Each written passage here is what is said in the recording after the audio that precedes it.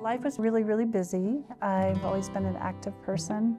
Walking and hiking and biking outdoors. Was very active playing tennis. I am a co-captain of a tennis league. I really enjoyed and thought I could be playing the rest of my life. Work full time. I also did a lot of traveling with my husband and family. So just always on the go. My back started hurting, so I thought I'd just been sitting too long in a bad position on my computer. Called the doctor, who was able to give me some pain medication. It hurt more and more. And then I started getting the MRIs and found out that I had this tumor that was lodged in my spine. And all of a sudden, I was told I had to have emergency back surgery or I would be permanently paralyzed. They told me they would be damaging more nerves because it was so hard to get to the tumor. I woke up and I couldn't walk at all. That's when I realized how much damage had been done. It was pretty traumatic and sad. My daughter was visiting me and she got a phone call, and it was my husband, and they said, you know, it's getting really, really dark outside and we're smelling smoke and it's super windy.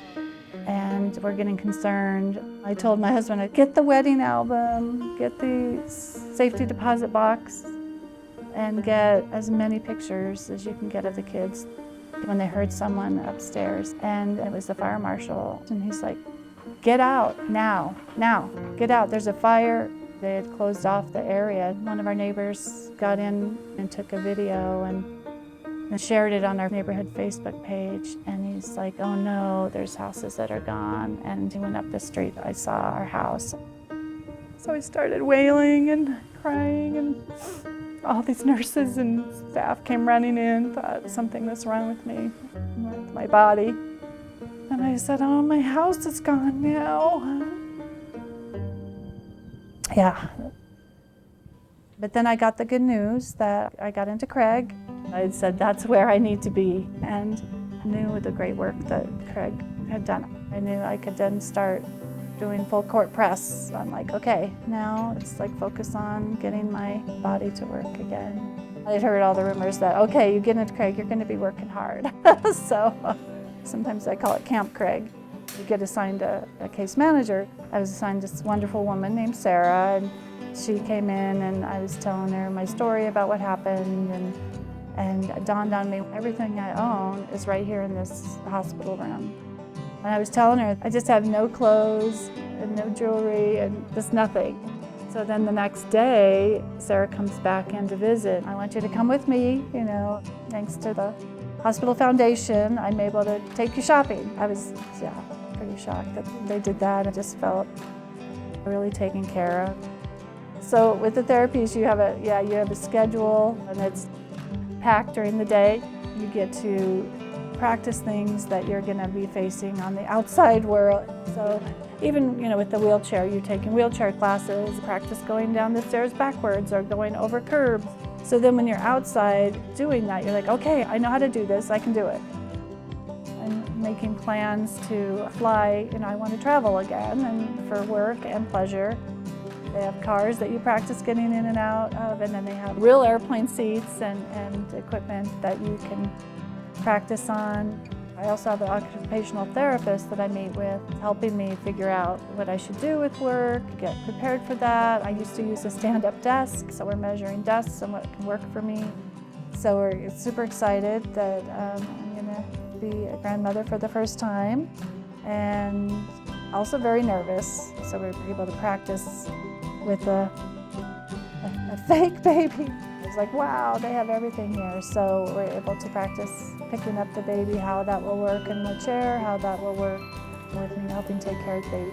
One of the other reasons I've loved being here at Craig is all the different equipment. I always thought, gosh, when I can move forward to try that, then I'll be actually walking. Using the help of that, you have safety using the equipment here, but then you also pushes you to go that step further. You know, literally, one step at a time. And the therapists here are just amazing because they give you confidence, but they push you. I've been wanting to get on a bike so bad because I've missed that so much. I was really excited when Donna, my therapist with the therapeutic rec program, said, we're going to be able to go cycling. I'm excited to be actually on the trail outdoors and seeing my legs work, as well as seeing the outdoors and feeling the fresh air and just seeing the sun. All of that is amazing. One day I was wheeling to one of my therapies. Sarah caught me in the hallway and said, I want to introduce you to someone. And it was Jandel, who's the CEO of the hospital, and they had a gift to give me. I'd shared with Sarah I had lost my grandma's quilt. And then she said, we have a gift we want to give you, and it was a quilt. And when I opened it, I was like, oh my goodness, colorful pencils on it. My career's always been in education and helping, kids get to their dreams. And so I was just like, this is the perfect quilt. It just brings me joy and hope, I guess. I see all the colors. And so it just brings everything together, I think.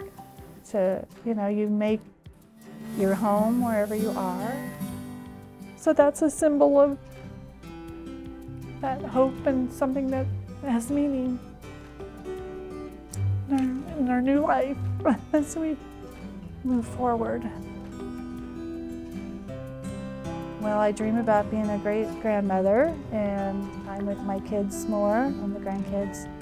I want to, again, be walking and hiking and enjoying the outdoors as I did before, and traveling and seeing the world with my husband, and still making a difference in the world with my work as well. I have photos to remember the time here at Craig, to remember just how far I came, because sometimes you forget what that was like. I continue to promote the organization because it's been so helpful in my life. So, thank you.